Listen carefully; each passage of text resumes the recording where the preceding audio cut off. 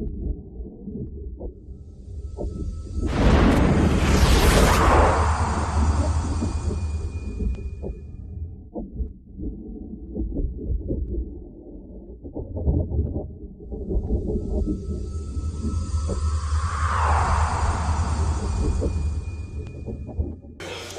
Jérôme, bienvenue à la Coupe de France à Ligue 1 2012.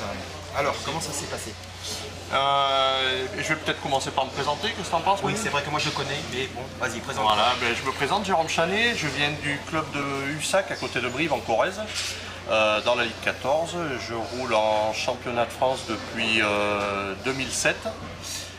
J'ai fait du 4-4 et j'ai attaqué le 4-2 en 2009. Voilà. Là, depuis le mois de septembre l'année dernière, je roule sur un PLM. Et donc avec Philippe Lachaise, le concepteur, nous sommes en train de continuer à faire évoluer la voiture effectivement dans le bon sens, puisqu'on est récompensé aujourd'hui par une pole au qualif. Voilà, donc là je roule ce week-end avec la version V3 qui est prévue pour la saison 2013, qui est toujours en cours d'essai, mais qui commence à être très proche de la validation. Donc mes essais se sont bien passés. Les 5 premières manches, je fais beaucoup de fautes un petit peu partout, parce que j'ai essayé de regarder un peu partout comment fonctionnait la voiture et surtout comment utiliser la piste. Et donc la 6e manche chronométrée, je fais le meilleur chrono, il me semble, ou le 2e. Voilà. Donc c'était déjà de bon augure, on savait que la voiture fonctionnerait pas mal. Voilà, et donc l'aboutissement a été à la hauteur de nos envies, hein. Avec 2 pôles sur les 3 manches de qualif.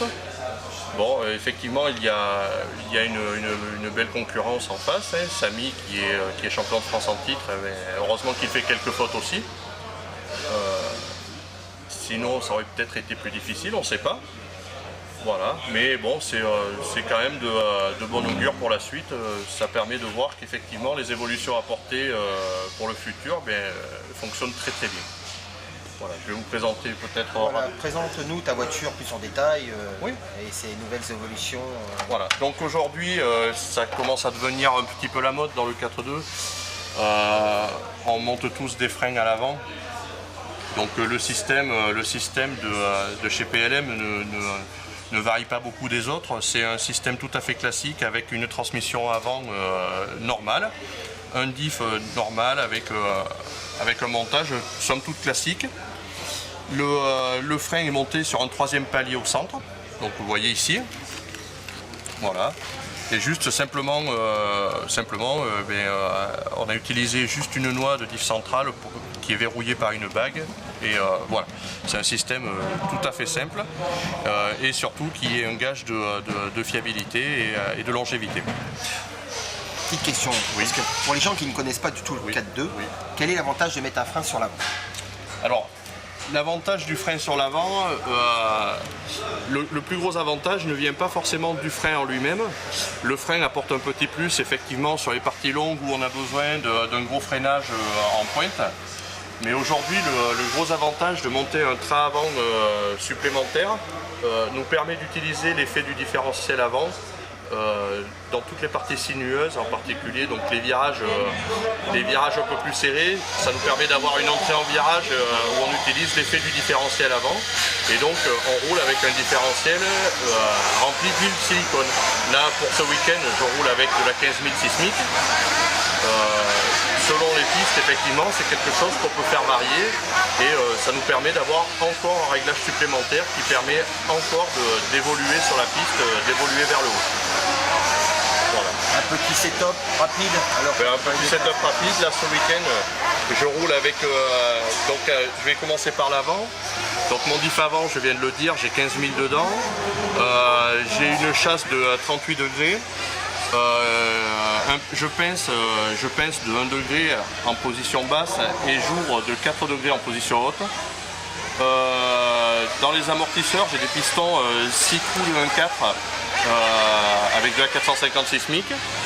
Ensuite, pour la partie centrale, le diff est rempli avec de la 750 000 sismique. Et pour ce qui concerne la partie arrière, j'ai un diff classique, donc pas de T-Rex. On roule avec un diff classique, j'ai de la 5000 sismique dedans. Là pour ce week-end, donc j'ai 6 degrés de carrossage à l'arrière. J'ai un pincement de 5 degrés et donc les amortisseurs, eux, c'est des pistons à 8 trous de 1,2 qui font 3 mm d'épaisseur au lieu de 2,5 habituellement et qui sont remplis avec de la 600 sismique. Voilà, je crois que j'ai rien oublié sur le basique, sur la base. Je pense que sur un petit setup basique, c'est déjà pas mal, je pense. Voilà. Les amis de RC Mag apprécieront la technicité de la voiture, le développement que vous faites, et au nom de nos internautes, je te remercie d'avoir consacré un peu de temps pour nous. Et je te souhaite le meilleur pour la fin. Oui, c'est gentil. Je finirai quand même en remerciant les gens qui m'aident, c'est-à-dire donc la société Loisirs Modèle et par le biais de son patron Philippe Lachaise, le concepteur de la voiture. Je remercie Andel Compétition pour la fourniture des moteurs Pico, la société Sismique pour la fourniture des pneus. Voilà. Merci Chacha, et bonne continuation. Merci beaucoup.